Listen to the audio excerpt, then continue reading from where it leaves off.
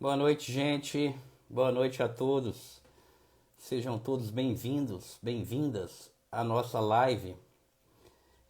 Sinalizam para mim, por favor, se vocês estão me ouvindo bem, como que tá o áudio, se vocês estão me ouvindo bem.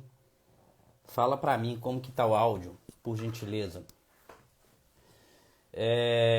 Então, hoje a gente vai falar sobre transtorno de personalidade borderline ou limítrofe. Alô, boa noite, boa noite. Então, hoje o tema é transtorno de personalidade borderline.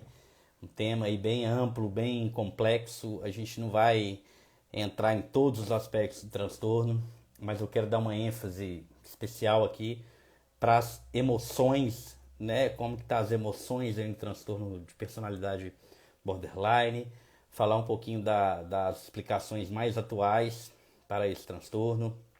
Eu acho que vai ser bem legal, bem interessante. E aí, como sempre, né, pessoal, eu faço aquela horinha aqui inicial para o pessoal ir chegando, sempre aí os primeiros minutos aí, o pessoal vai entrando e eu vou fazendo aquela horinha. Mas esse é o tema, é um transtorno muito relevante, bem prevalente, bem frequente, que gera muito sofrimento. E muito por trás desse transtorno tá a questão da desregulação emocional, que a gente vai falar isso aqui, tá? Sobre a teoria biosocial. A gente vai explicar bem isso aqui hoje. Deixa eu só.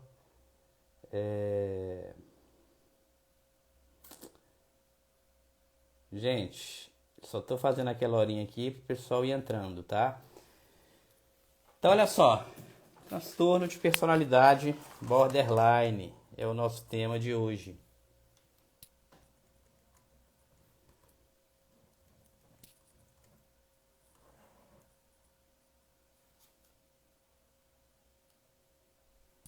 Vamos lá, gente. Então vamos começar aqui, ó. Já vamos dar sequência à nossa live. Qual que é a origem desse termo? Por que chama personalidade borderline? De onde surgiu esse termo? O nome do transtorno.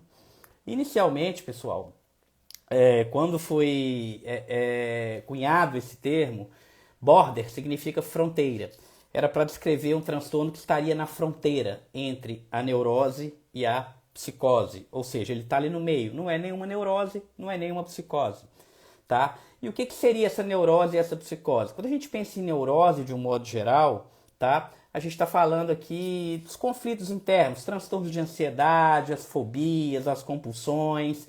O indivíduo ele tem um conflito interno muito grande, uma energia interna muito grande que gera um desconforto, mas ele não tem uma quebra do indivíduo. O indivíduo ele não tem uma quebra com a realidade, tá? Então olha só, a neurose, eu tenho ali um desconforto, eu tenho uma ansiedade, um humor deprimido, conflitos, impulsividade, mas eu ainda tenho uma noção da realidade. Na psicose, o indivíduo ele tem uma quebra da noção da realidade, onde a gente tem os delírios e as alucinações. Então, inicialmente falou, gente, não é nem neurose, não é nem psicose, está mais ou menos no meio. Vamos chamar isso de borderline. Claro que não é assim que a gente vê isso hoje, tá, gente? Eu estou falando mais de um conceito histórico. Então, olha só, eu vou passar a definição do transtorno para vocês, tá? Como que é a definição do transtorno de personalidade borderline, como que a gente define isso. Depois da definição, eu vou falar um pouquinho dos critérios, principais critérios diagnósticos do transtorno de personalidade borderline. E vou também falar, né, explicar o porquê desses sintomas, o porquê desses critérios, que é importante a gente entender o porquê desses critérios, dessa classificação, e falar um pouquinho de tratamento. Claro que eu não vou esgotar o assunto aqui, mas o foco maior vai ser nas emoções. O transtorno de personalidade borderline é um transtorno basicamente de desregulação emocional. A gente tem um problema grave na desregulação emocional, na autoimagem, isso que a gente vai falar aqui. Então eu vou fugir um pouco daquela abordagem padrão, de falar definição do transtorno, prevalência e tal, e já vou entrar um pouco mais assim na origem do transtorno, tá? E claro, falar um pouco de tratamento, como que é o tratamento, quebrar alguns mitos aqui que as pessoas têm. Por exemplo, um mito muito comum é que o paciente borderline ele simula, que ele é uma pessoa manipuladora, que simula as coisas, e o que na verdade a gente sabe que não é verdade, tá? Na verdade, de manipulador, eles não têm absolutamente nada, tá? É isso mesmo. Paciente com transtorno de borderline não tem absolutamente nada de manipulação neles, tá? Eles não tem nada de manipulador, muito pelo contrário, tá? Isso a gente vai falar aqui hoje, tá bom?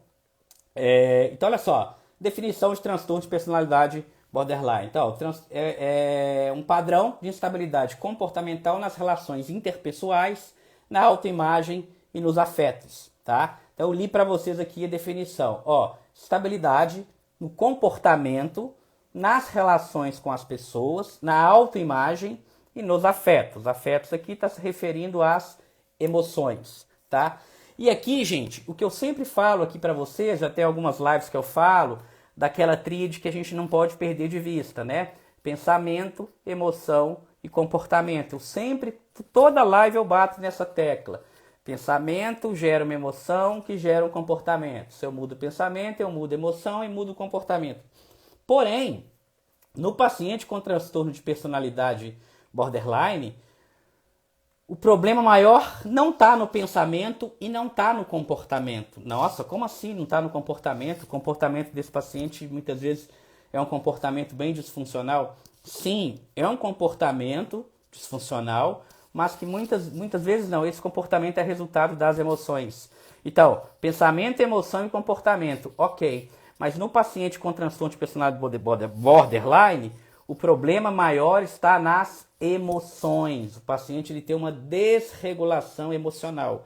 E a gente vai falar isso aqui exaustivamente.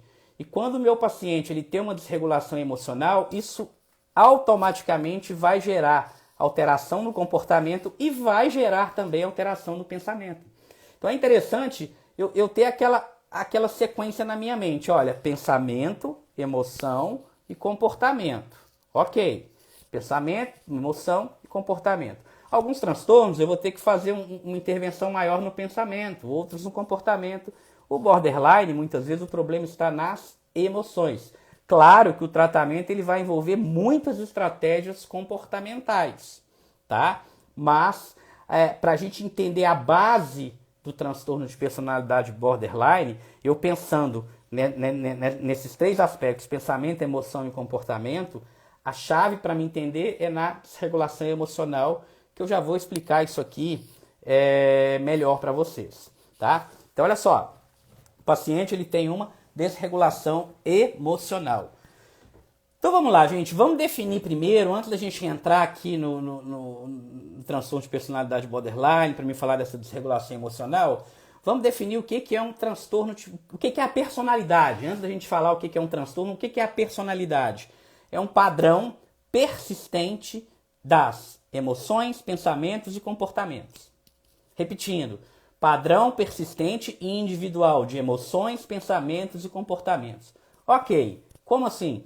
Por que persistente, gente? Olha só, um paciente que tem depressão, ou um paciente que tem uma crise de ansiedade, ou um paciente que tem um ataque de pânico, o paciente ele tem um padrão de funcionar. Em algum momento da vida dele, ele vai lá e deprime. Ele deprime, ficou deprimido e tal, você tratou, ele voltou à base dele, né? Aqui não, aqui é algo que está enraizado. Na verdade, a personalidade é um jeito que a pessoa tem de ver a vida.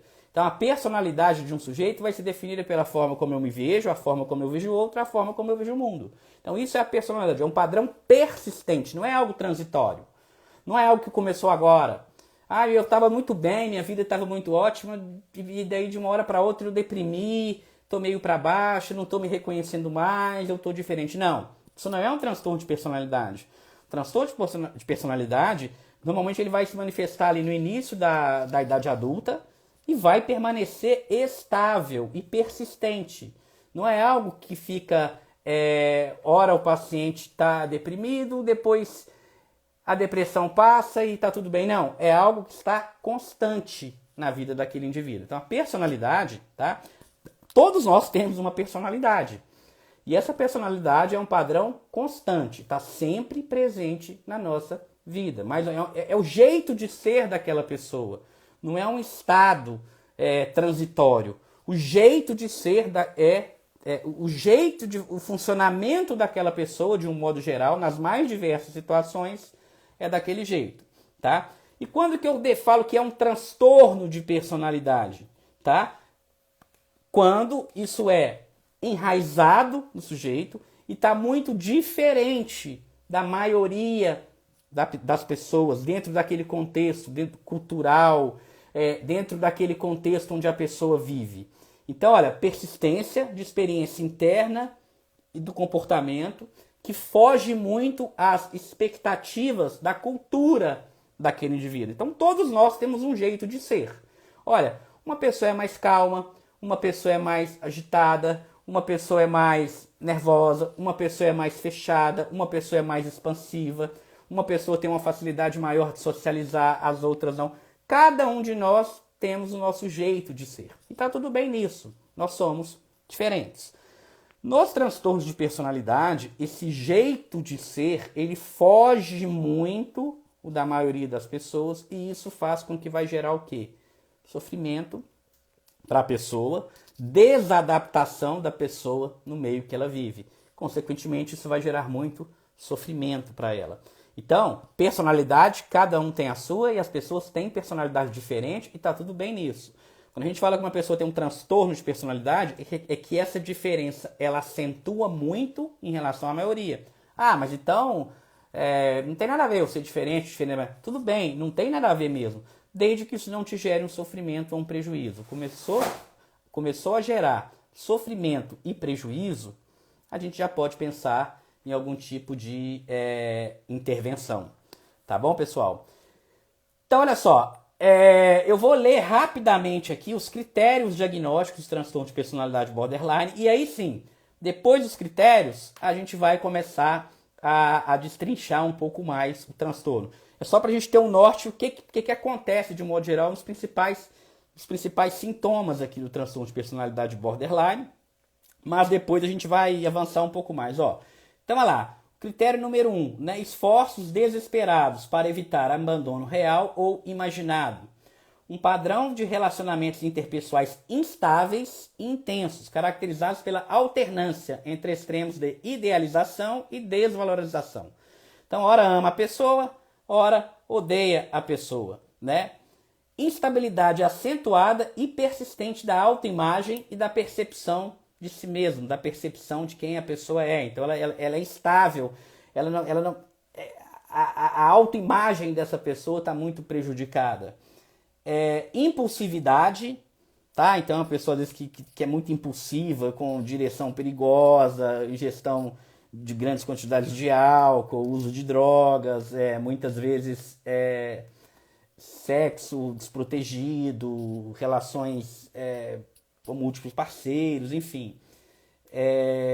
Alguns comportamentos suicidas, instabilidade afetiva, sentimentos crônicos de vazio, raiva intensa e inapropriada ou dificuldade em controlá-la, ideação paranoide transitória associada a estresse ou sintomas dissociativos intensos. Tá? Então essa ideação paranoide é aquela desconfiança, que está todo mundo contra ela, todo mundo querendo persegui-la, e tudo mais. Ok, aqui eu joguei assim para vocês os principais sintomas, os principais critérios, mas agora é que a gente vai entrar aqui nessa questão do tratamento. Mas antes disso, gente, eu queria falar para vocês alguns mitos assim, tá? Primeiro mito, e um mito assim muito clássico, é as pessoas acharem que pacientes com transtorno de personalidade borderline resistem ao tratamento, o que não é verdade, tá? Esses pacientes, gente, eles sofrem muito. Então, eles não são resistentes ao tratamento, né? Que eles atacam as pessoas, que são violentos e tudo mais, também é outro mito, tá? Outro mito, paciente com transtorno de personalidade borderline dificilmente melhora. Eu sempre falo aqui, dentro da psiquiatria todinha, existe esse mito, que pacientes com transtornos mentais não melhoram. Isso é mito, gente, isso é mito.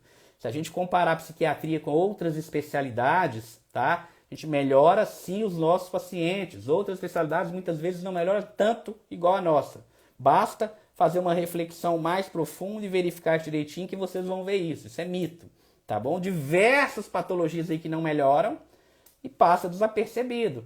Agora, dentro da saúde mental existe esse preconceito que os transtornos não melhoram, que não tem cura, que não tem tratamento, sendo que as outras especialidades as pessoas aceitam mais as coisas e vão passando batido. Então isso é um mito, tá? Os transtornos mentais melhoram muito, alguns têm até cura, tá bom? Então vamos tentar quebrar esse mito aí, tá? Border tem até um excelente prognóstico com o decorrer da idade. Ô Soraya, é legal você falar isso, tá, Soraya? Interessante.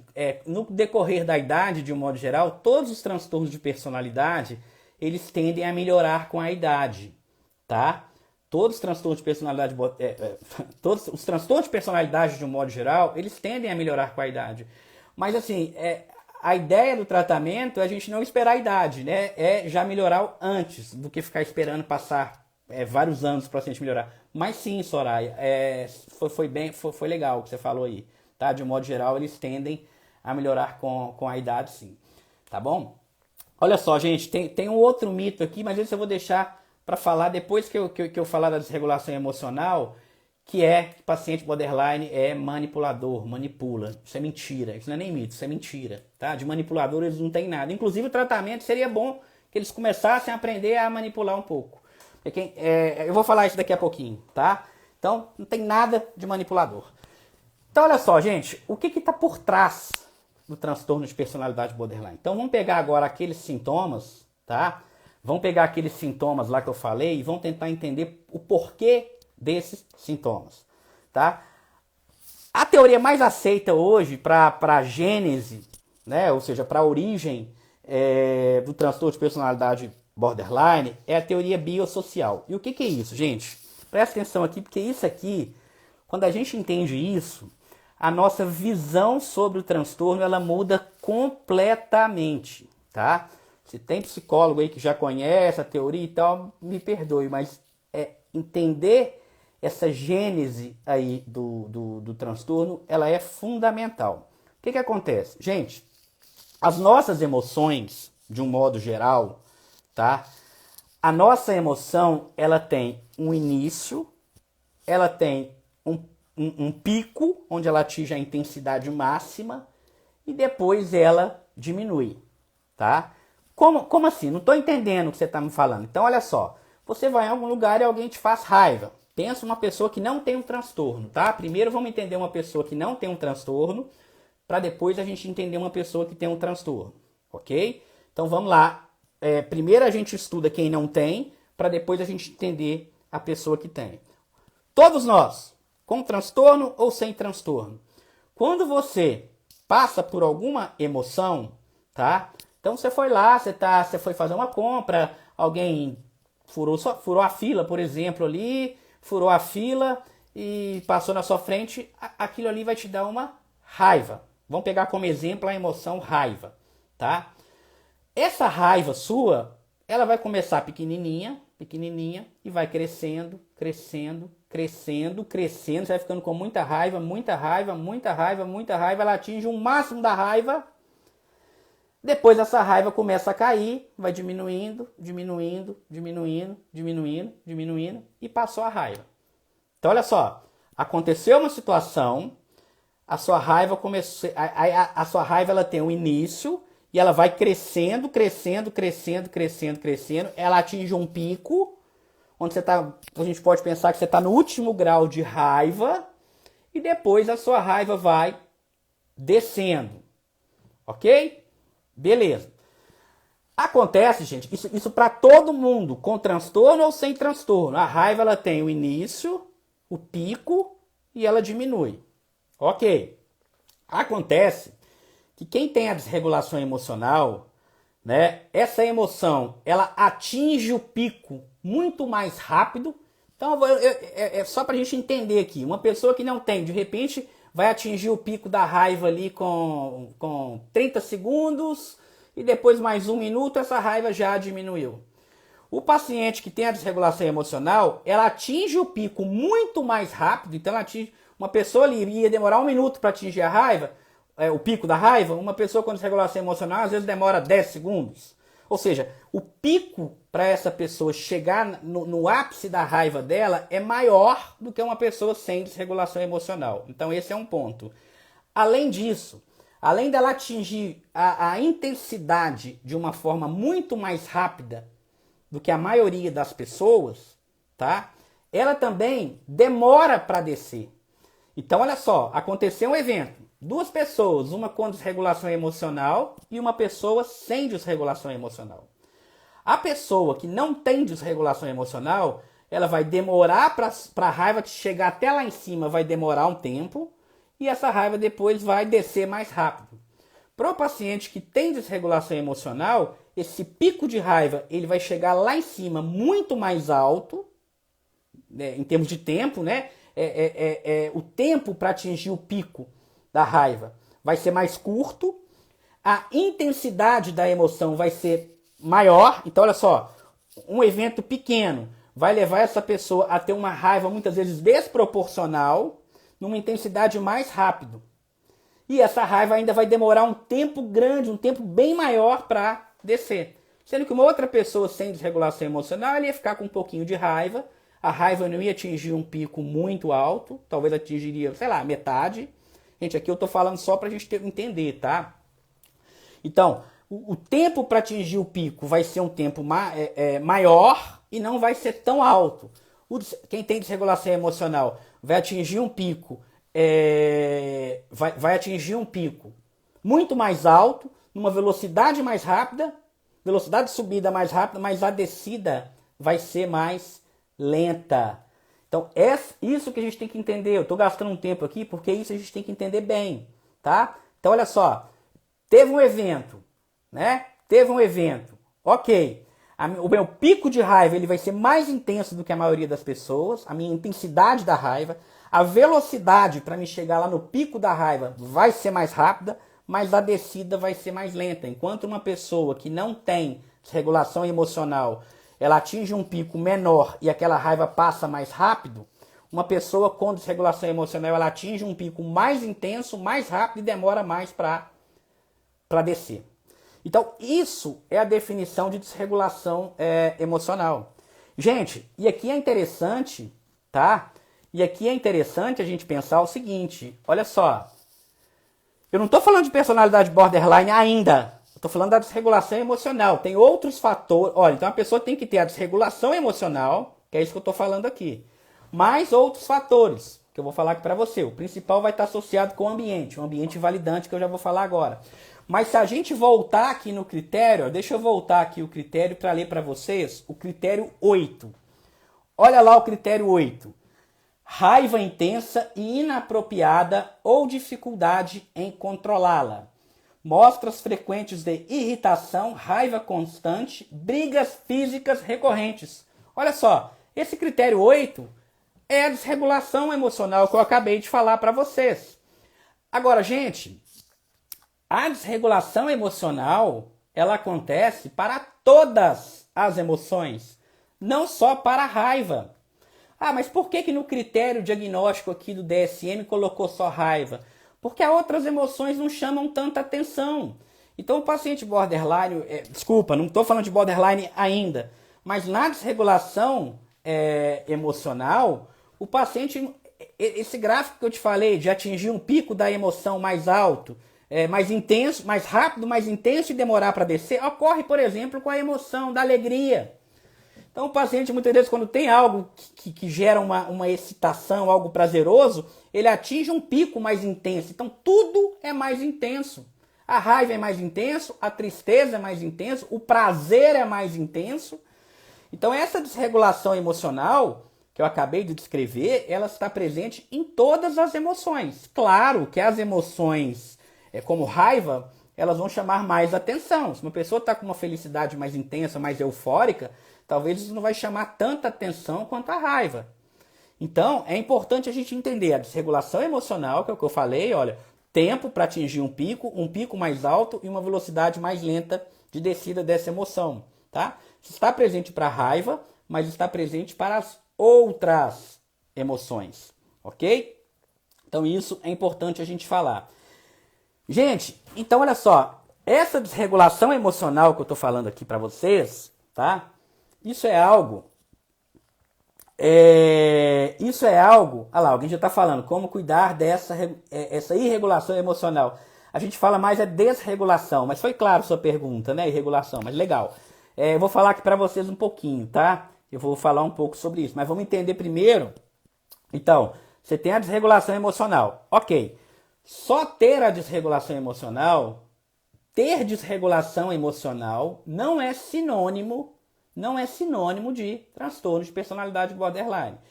Para mim, para uma pessoa normalmente desenvolver o transtorno de personalidade borderline, um ingrediente é a desregulação emocional. Mas um outro ingrediente é o ambiente, tá? É o que a gente chama de ambiente invalidante. Então entenda o seguinte, olha só, a desregulação emocional é algo biológico. Biológico. Eu sempre falo aqui, as emoções, diferente do que todo mundo pensa, não é algo mental. Emoção é algo físico, tá? Quer dizer, tem um componente mental, claro que tem, mas a emoção ela é uma interpretação de um estado físico que você dá. Quando você sente raiva, você consegue descrever física, eu senti uma coisa aqui dentro. Quando você está alegre, você também sente um frio na barriga. Enfim, emoção é algo físico, ok? Beleza. Então, olha só. Então, você tem a desregulação emocional, que é recheada de sintomas físicos. Você está carregado de sintomas físicos dentro de você. Você dá uma interpretação para essas sensações físicas e isso é emoção. Então, emoção não é algo puramente mental. Emoção é algo físico também, ok?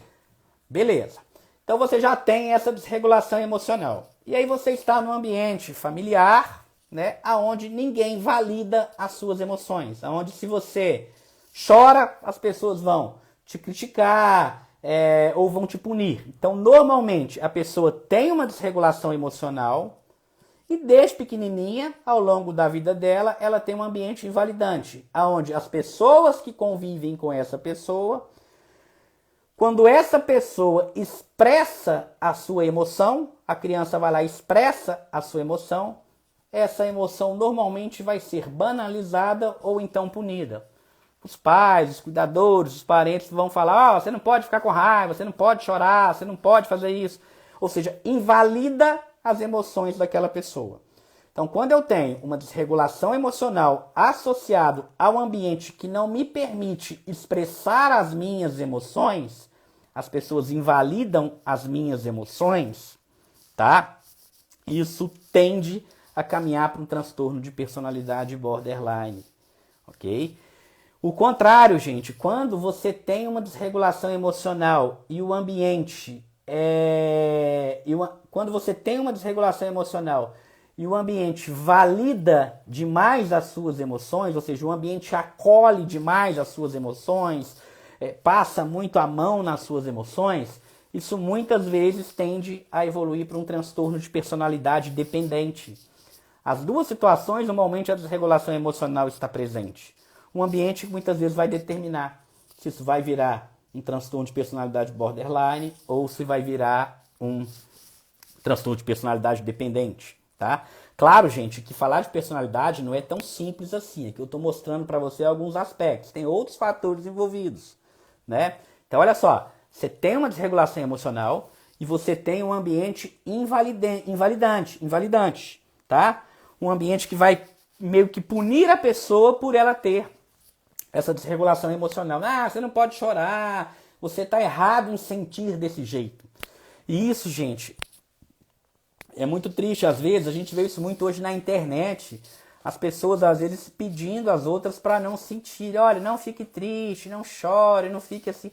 Como se pedir algo fosse possível, né? Como se falasse, olha, fica feliz, fica triste, fica alegre, não tenha nojo disso. Emoções a gente não pede, emoções a gente sente, né? Existem maneiras de regular as emoções, mas não é dessa forma cognitiva. Olha, para de ficar triste. Beleza.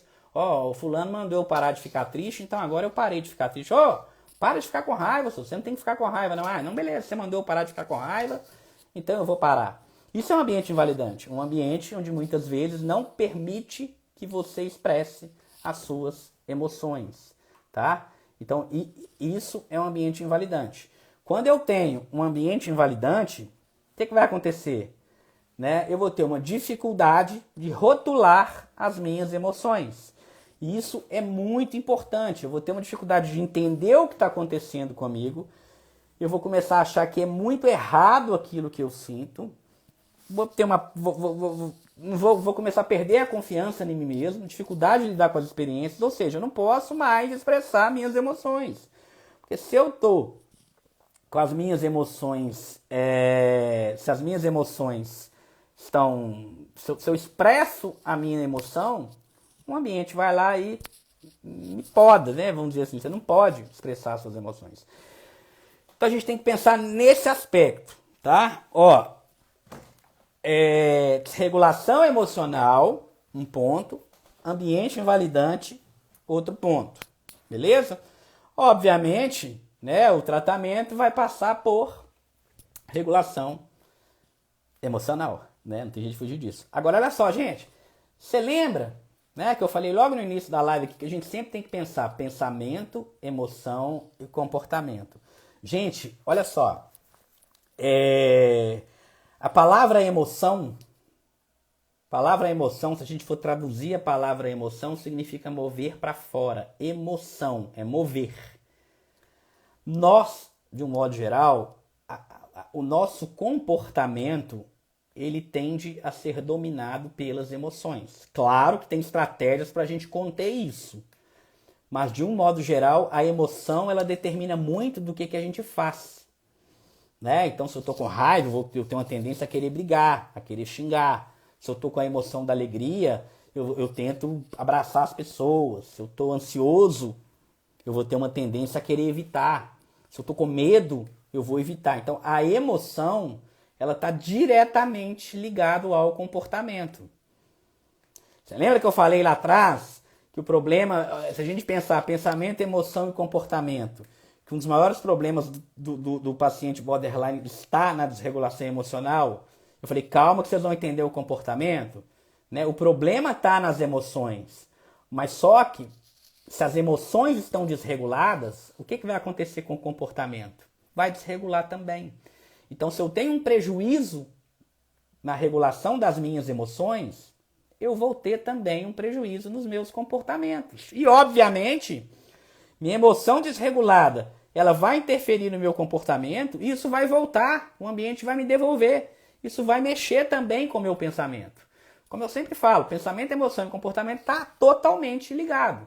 Se eu tenho uma desregulação na minha emoção, eu vou ter uma desregulação, eu vou ter prejuízos no meu comportamento e isso vai voltar na minha cognição, vai voltar no meu pensamento e vai virar esse ciclo todo. Quando eu regulo a emoção, eu regulo o comportamento. Embora boa parte das estratégias do tratamento do transtorno de personalidade borderline envolve muitas estratégias comportamentais, né? Basicamente, regulação emocional, tem estratégias comportamentais e tem estratégias cognitivas e estratégias medicamentosas também. O medicamento, ele pode ser muito útil para a gente conter algumas coisas. Primeiro, tratar comorbidades. Muitas vezes o paciente que tem transtorno de personalidade borderline, ele vai ter associado transtorno de ansiedade, depressão, problema com o uso de substâncias, problema com álcool, enfim. Então a gente separa aqui bonitinho a live sobre borderline, live sobre depressão, você estuda tudo separado, mas na prática, muitas vezes as coisas acontecem juntas, né? Então assim, medicamentos, a gente vai precisar de medicamentos sim, para conter impulsos, para tratar comorbidades, enfim. Mas é fundamental passar por estratégias de regulação emocional. Outro ponto, gente, que é muito pouco falado, como eu falei, essa live ele ia ser um pouco atípica, assim, eu não vou seguir aquela sequência, né? Outro ponto que é muito pouco falado é que a gente pode pensar que o transtorno de personalidade borderline, de um modo geral, ele é um transtorno que está muito associado com a solidão. o paciente ele tem muito pavor, muito medo de ficar sozinho. Ele tem uma intolerância à solidão e uma preocupação à solidão. Então ele tem um medo imenso, ele tem um medo, ele tem um problema muito grande com a solidão, com a rejeição, o medo de abandono. Isso inclusive está nos critérios, tem alguém falando aí, né? Então esse medo da rejeição, do abandono, também está presente nos transtornos de personalidade borderline. E outro ponto é que essa desregulação emocional associada com esses prejuízos no comportamento muitas vezes faz com que o paciente acabe afastando algumas pessoas dele. Né? Então a Regina Cecília está perguntando por que isso acontece. Olha só, gente, tem algo muito interessante aí, tá? A gente tem as endorfinas endógenas, né, os opioides, que é um sistema é como se fosse um sistema analgésico, são analgésicos internos. Então, por exemplo, quando você se machuca, você se corta, por exemplo, né? Você se machucou, sei lá, você machucou, você teve um corte, você teve alguma dor, o seu corpo ele começa a produzir essas endorfinas, os opioides, que são substâncias analgésicas, tá? Olha só, substâncias analgésicas para dor. Então, quando você tem algum tipo de machucado, algum tipo de ferimento, algum tipo de lesão que vai te gerar dor, normalmente dores intensas, o seu corpo produz essas substâncias no sentido de promover uma analgesia, de promover uma anestesia, ok? Inclusive, a morfina, que muitas pessoas usam aí para tratar dor crônica e tudo mais, entra dentro disso daí.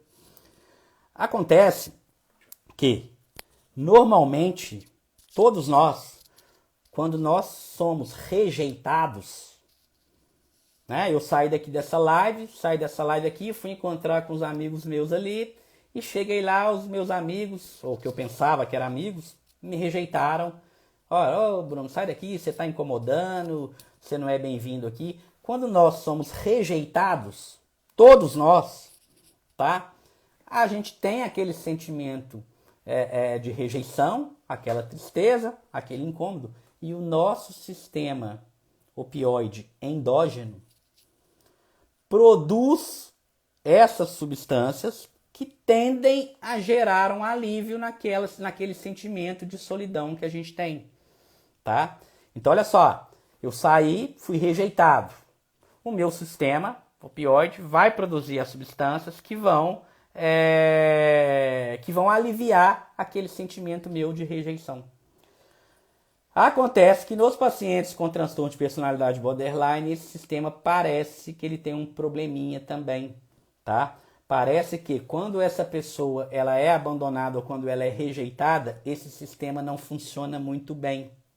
O paciente parece que tem um número de receptores a mais. Eu não vou entrar aqui em farmacologia, tá? Acontece que nós temos um sistema biológico, bioquímico, que nos protege da rejeição. Toda vez que eu sou rejeitado, esse sistema biológico, os opioides endógenos, produz essas substâncias e essas substâncias fazem com que eu não me sinta tão mal diante de uma rejeição. O paciente com borderline, alguns pacientes com transtorno de personalidade borderline têm um problema nesse sistema opioide que ele não responde muito bem. Então isso aumenta, quer dizer, isso diminui a tolerância do paciente à rejeição. Por isso que esse paciente tem uma sensibilidade muito grande à rejeição. Então, um paciente que tem um problema nesse sistema, mesmo que ele seja muito amado, muito acolhido, ele ainda assim vai ter uma sensação de as pessoas não gostam de mim e tal. Isso tem uma explicação, inclusive, biológica para isso. Tá? Não é a única, gente.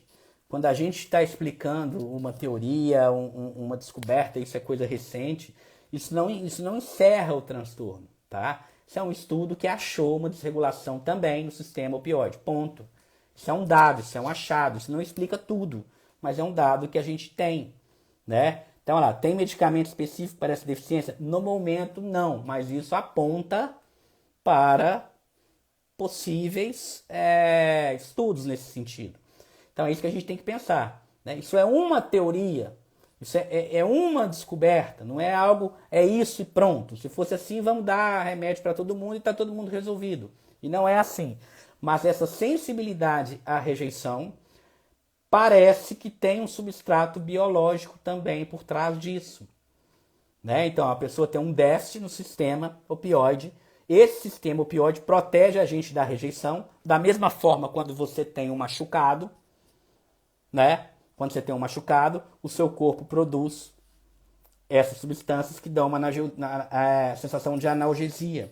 Isso, em partes, poderia até explicar o alívio que alguns pacientes têm se pinicando, se machucando, enfim, tá? Então são esses aspectos importantes. Quando a gente entende isso, a nossa empatia com o paciente e muitas vezes com a gente mesmo,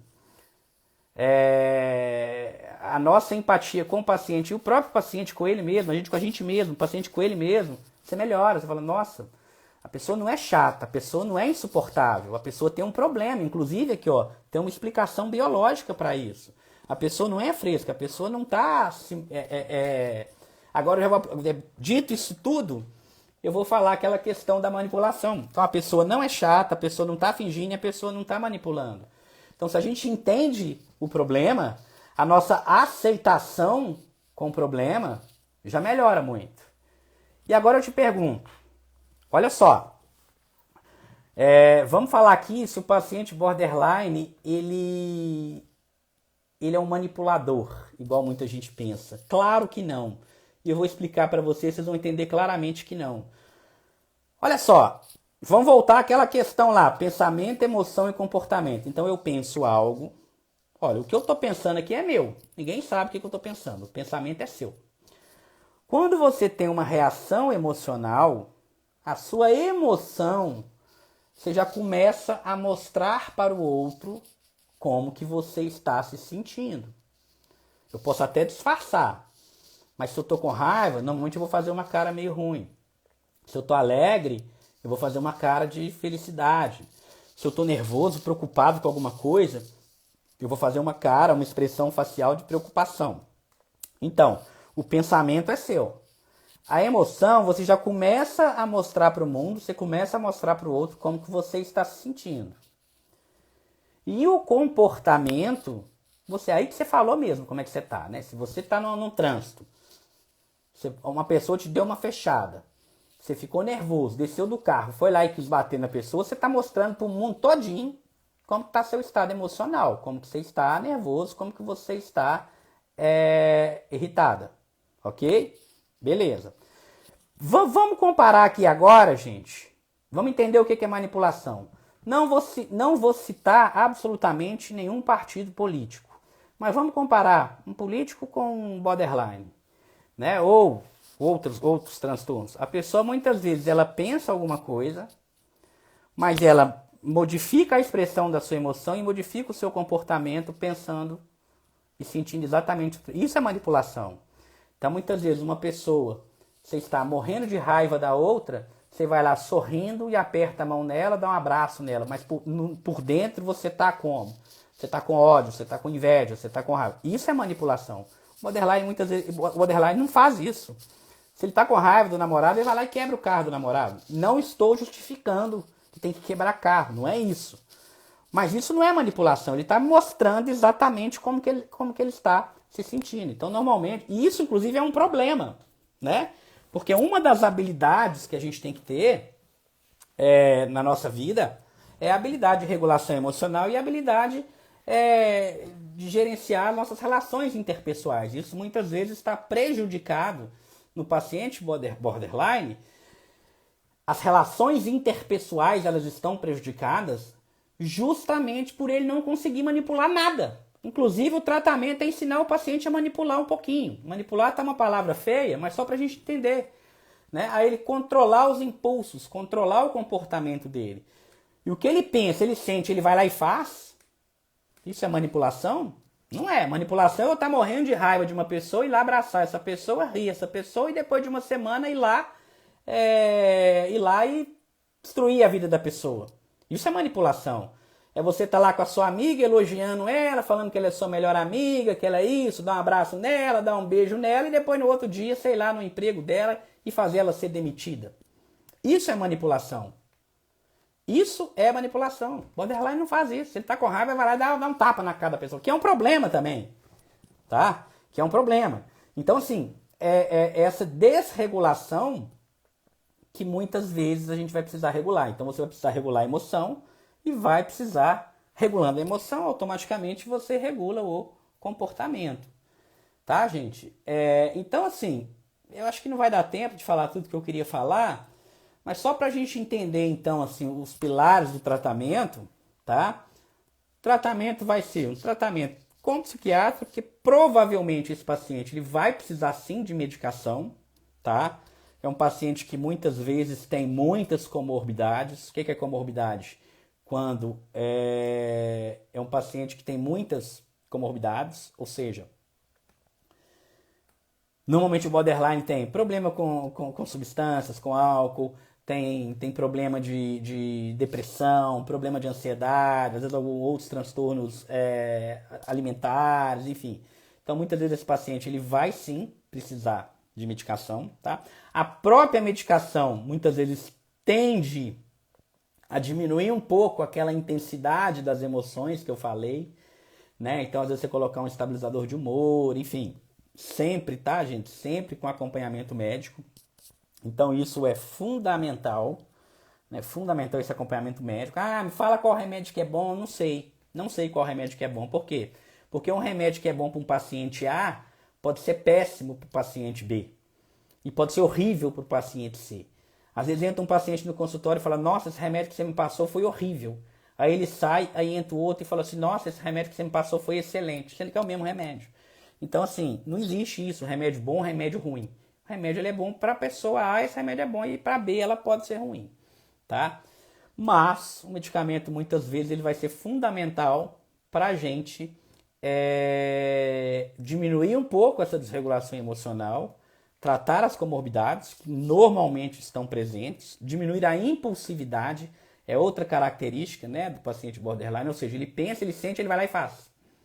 Entende? Ó, ele tem uma emoção, ele vai lá e faz. E boa parte do problema está justamente nisso, de não saber o que fazer com essa emoção. Quando ele começa a entender que é um problema de desregulação emocional, que tem estratégias para ele regular essa emoção dele, ele começa a ver o mundo de outra forma. Tá bom? Alguém falando aí de terapia, né? A terapia comportamental dialética, ADBT, é a modalidade psicoterápica padrão ouro aí para o tratamento, né, da transtorno de personalidade borderline. Não, assim, mas psicanálise é bom, e tal modalidade de terapia, tratar com floral é bom, não sei o que é bom. Gente, pode ser bom, não sei. Mas o que tem de estudo hoje na literatura científica que tem eficácia, ou seja, que melhora rápido e que tem efetividade. Não, Pipoca, não tem como responder as perguntas, não. Não tem como, não. Olha o tanto de pergunta que tem aí. Então, assim, o que tem de eficácia e efetividade ao longo do tempo é a terapia comportamental dialética. Tá? Olha lá, perdão, viu? Terapia do esquema também. Mas olha só, não é a melhor não, tá? Em termos de validade científica, a DBT atualmente ela é superior à terapia do esquema, tá?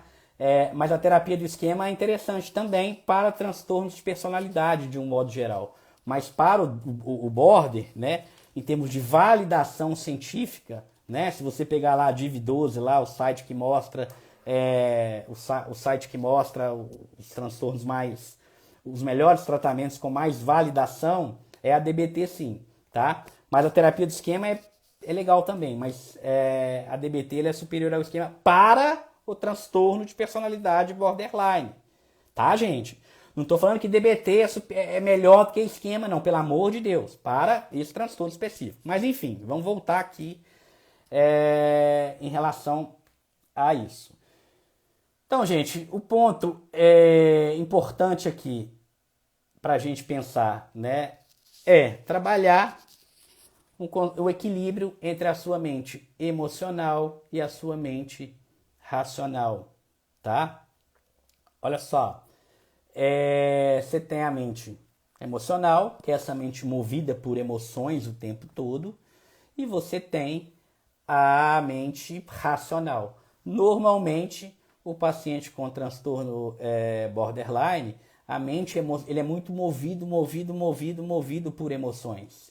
Então, assim, você tem que fazer um equilíbrio aí entre a mente emocional e a mente racional, que normalmente a razão está muito desequilibrada e precisa equilibrar isso daí, tá?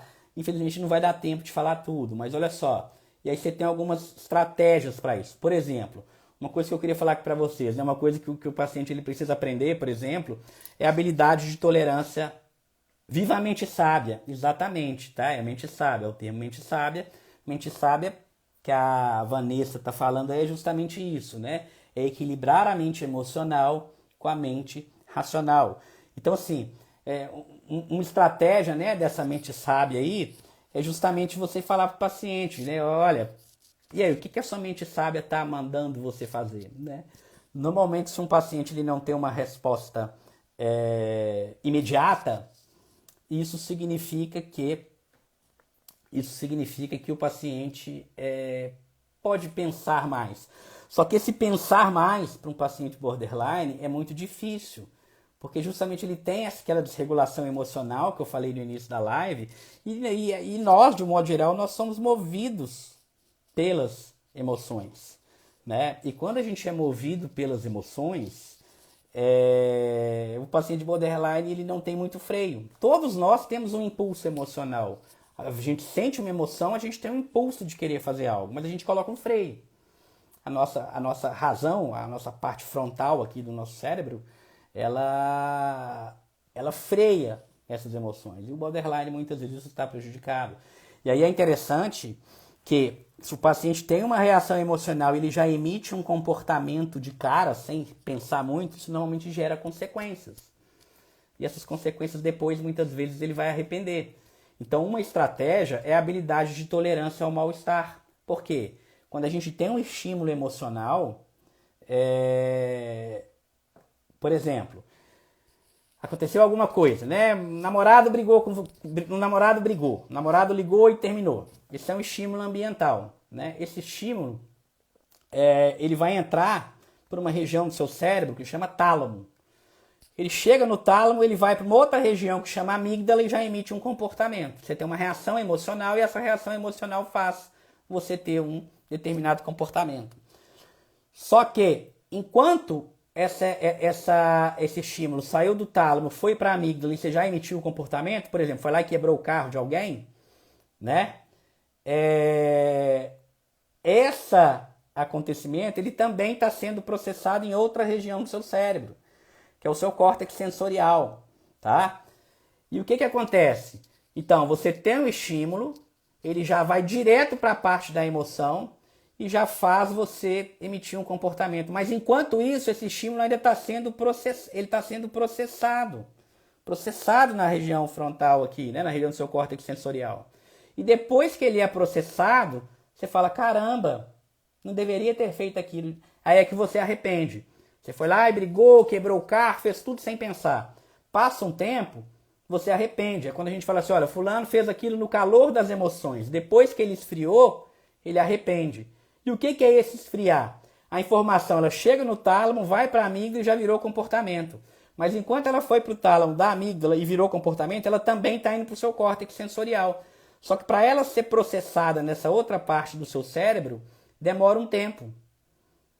Que é o famoso esfriou, sair do calor das emoções. E quando o paciente entende isso e ele treina algumas habilidades de tolerar ao mal-estar, o que ele está fazendo é ganhando tempo. Então, olha, eu estou com um impulso muito grande, vou quebrar o carro daquela pessoa. Não.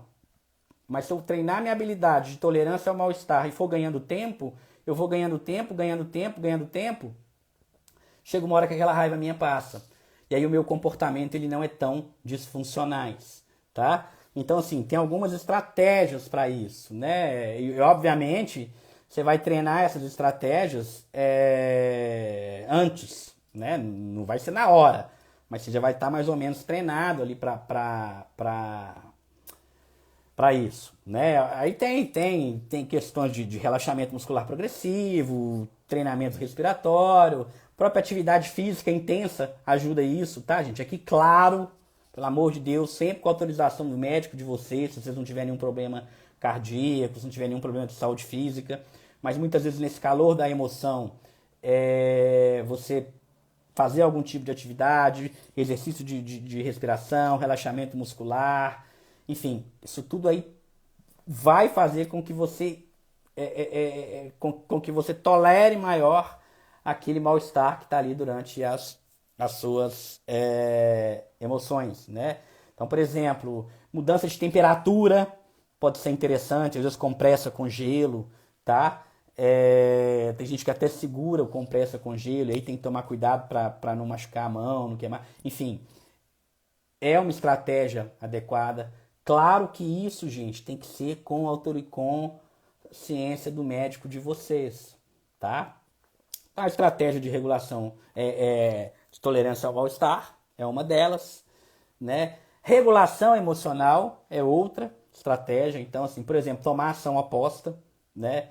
E aí é interessante que uma das maneiras de você fazer a ação oposta é justamente você assumir um personagem, né? E aí é interessante que não é você invalidar as suas emoções. Você está sentindo raiva, mas você não vai fazer a expressão da raiva, tá? Ô Naldino Lopes, tem algumas lives minhas já salva no YouTube, tá? Todas as lives minhas elas vão para o YouTube. Tem várias lives lá sobre transtorno de ansiedade generalizada, pânico. Essa live também vai para o YouTube. Enfim, ansiedade eu já falei bastante sobre os transtornos de ansiedade, está tudo lá no YouTube. Se você entrar lá, se inscrever no canal, você vai achar as lives lá de transtorno de ansiedade. Tá bom? Toda live que eu faço vai para o meu canal do YouTube. Aproveito para convidar todo mundo que está aqui a entrar lá no meu canal e se inscrever para poder assistir essa live e as outras, tá bom? E aí, gente, a habilidade... O que eu estava falando mesmo? Eu estava falando de regulação emocional, né? A regulação emocional... Pera aí, gente, deixa eu fixar isso aqui. A regulação emocional, a ação oposta, é justa. Você lembra que eu falei logo há um tempo atrás que as emoções, além de ser algo mental, ela é física? Então a gente tem uma expressão facial das emoções, a gente tem uma expressão corporal das emoções, e você tomar a ação oposta, muitas vezes você modifica essa emoção. Então a primeira coisa é você identificar uma emoção. Olha, estou com raiva, né? Prestar atenção nos fatos que te levaram até aquela raiva. Quando você ficou com raiva, o que você pensou em fazer na hora, ou então que você já foi fazendo. Enfim, você pode incorporar um personagem mesmo. Você tá com raiva, mas você não vai falar alto, você vai falar baixo. Isso é treino, tá, gente? Isso aqui é treino. Eu só estou mostrando para vocês que tem o que fazer. Tem muito o que fazer. Claro que não dá aqui, isso aqui não é consulta, não dá pra gente ficar aqui, não tem como, né? Faz o passo a passo aqui, isso nem pode, inclusive. Mas assim, é interessante entender que, tá? É interessante entender que a gente tem estratégias de regulação emocional, a gente tem estratégias para essa tolerância ao mal-estar. E qual que é a ideia de cada uma delas? Olha, tolerância ao mal-estar, a ideia é você estar com aquele mal-estar, você tolerar aquele mal-estar para quê? Para você não fazer bobagem. Porque muitas vezes naquele mal-estar é que você faz bobagem em relacionamento, em emprego, em casamento, com você. Então se você tem o treinamento de habilidade de tolerar o mal-estar, muitas vezes você não vai piorar a sua situação. Então, você está muito nervosa, porque você brigou com alguém e você vai lá e quebra tudo, aquilo depois vai voltar para você como culpa, como algum sentimento, com algum prejuízo. Então, se você tolera o mal-estar e não piora a sua crise, esse é um pilar. O outro pilar, regulação emocional. E aí é interessante você validar essa emoção, entender o que você está sentindo, entender o que você está pensando, entender qual foi o impulso que você teve de fazer algo. Isso é um ponto interessante da regulação emocional. Fazer ação oposta. Então você está triste, expressão facial de alegria. Né? Você está com raiva, expressão facial de relaxamento. Fazer a ação oposta, né, é interessante. E claro, né, gente, não, regulação emocional não serve só para não só para transtorno, tá? Regulação emocional serve para qualquer pessoa. Qualquer pessoa é legal fazer regulação emocional, né? Só que como no board a gente viu lá atrás que a desregulação emocional é algo que está muito presente, né? Então, nesse sentido, talvez vai ter um ganho maior, mas serve para qualquer transtorno, sim, tá? Enfim, gente, era isso que eu queria falar para vocês, tá? Então, o tratamento basicamente vai ser medicamentoso, tá? Para tratar as comorbidades e melhorar, que normalmente a gente vai precisar do tratamento medicamentoso para tratar essas comorbidades e também melhorar essa questão da própria desregulação, ajudar um pouco, mas vamos precisar de estratégias, habilidade, tolerância ao mal-estar, a regulação emocional, mindfulness, né, que eu falei muito pouco aqui, mas é algo que está presente também no manual da DBT. Isso tudo que eu estou falando aqui é muito baseado na DBT, tá? Da Marsha Linehan, que foi a que descreveu bem transtorno bipolar. Então, assim, alguém falou psicanálise, alguém falou florais, alguém falou terapia do esquema, mas o tratamento padrão ouro, em termos de psicoterapia, é sim a DBT, né? E tem também a questão psiquiátrica, medicamentosa, enfim, tudo mais. Tá bom, gente? Então, olha só, era isso que eu queria falar para vocês. Lembrando que essa live está salva lá no meu canal do YouTube. Saindo daqui, pode ir lá no meu canal, se inscreva. Essa live vai para lá. E as outras lives que eu já fiz também estão todas lá, tá? Então, gente, é isso, tá bom? Obrigado aí quem ficou aqui. Não deixa de entrar lá no canal do YouTube para assistir as minhas outras lives, tá bom? O link do meu canal do YouTube tá aqui na bio do meu Instagram. Entrou na bio do Instagram, só clicar lá, você tem acesso ao link do canal do YouTube. Pode entrar lá no canal do YouTube, se inscrever, assista essa e as outras lives que estão lá, tá bom? Beijo aí para todo mundo, fique com Deus e até a próxima segunda-feira às 20 horas. Toda segunda, gente, tá? Toda segunda eu tô aqui. E aí é isso, toda segunda eu tô aqui e todos os dias estou lá no canal do YouTube, tá bom? Beijo para vocês, fiquem com Deus, boa noite, ótimo resto de segunda, né? Acho que todo mundo já vai pelo menos tentar dormir, fazer a higiene do sono agora e vamos com Deus. Vamos não, né? Porque a maioria já está em casa. Fiquem com Deus, tá bom? Beijão para vocês. Tchau, tchau.